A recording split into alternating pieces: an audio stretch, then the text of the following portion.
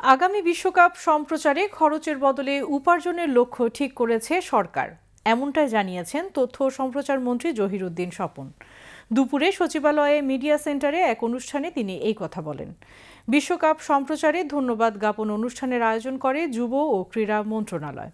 দেশবাসীর পক্ষ থেকে ভিটিভি সহ তথ্য মন্ত্রণালয়ে সংশ্লিষ্টদের ধন্যবাদ পত্র তুলে দেন যুব ও ক্রীড়া প্রতিমন্ত্রী আমিনুল হক।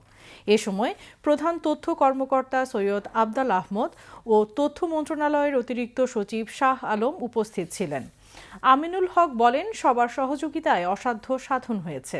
প্রধানমন্ত্রী তারেক রহমানের সঠিক নির্দেশনায় দেশবাসীকে দুর্নীতিমুক্ত ও স্বচ্ছতার সঙ্গে বিশ্বকাপের খেলা দেখানো গেছে বলে জানান তিনি। খেলাধুলার উন্নয়নে নানা পদক্ষেপের কথা তুলে ধরে আমিনুল হক বলেন, খেলায় পেশাদারিত্ব তৈরি করতে চায় সরকার। নতুন কুড়ি স্পোর্টসের পরের পর্বের অনলাইন রেজিস্ট্রেশন শুরু হয়েছে বলেও জানান তিনি।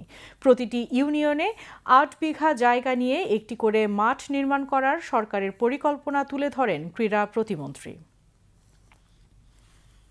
মাননীয় প্রধানমন্ত্রীর যে নির্দেশনা ছিল যে আমরা কিভাবে দুর্নীতির ঊর্ধ্বে উঠে কিভাবে স্বচ্ছভাবে আমরা দেশবাসীকে এই বিশ্বকাপ ফুটবলটি দেখানো যায় খুব সহজে, সেই বিষয়গুলো নিয়ে অনেক প্রতিকূল পরিস্থিতির মধ্য দিয়ে আমি মনে করি যে সফলভাবে আমরা আমাদের দেশবাসীর কাছে আমাদের এই বিশ্বকাপ ফুটবলটিকে উপস্থাপন করতে পেরেছি।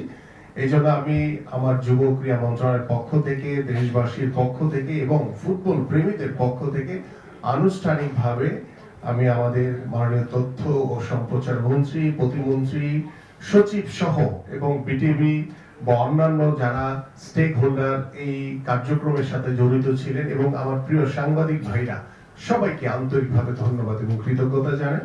আগামী বিশ্বকাপে যাতে আমরা শুধু বিনা পয়সাতেই নয়, বরঞ্চ বিনোদন জগতের বিজ্ঞাপনের যে বিশাল বাজার, সেই বাজার থেকে সরকার যাতে উপার্জন করতে পারে, আমরা সেই লক্ষ্য নির্ধারণ করেছি।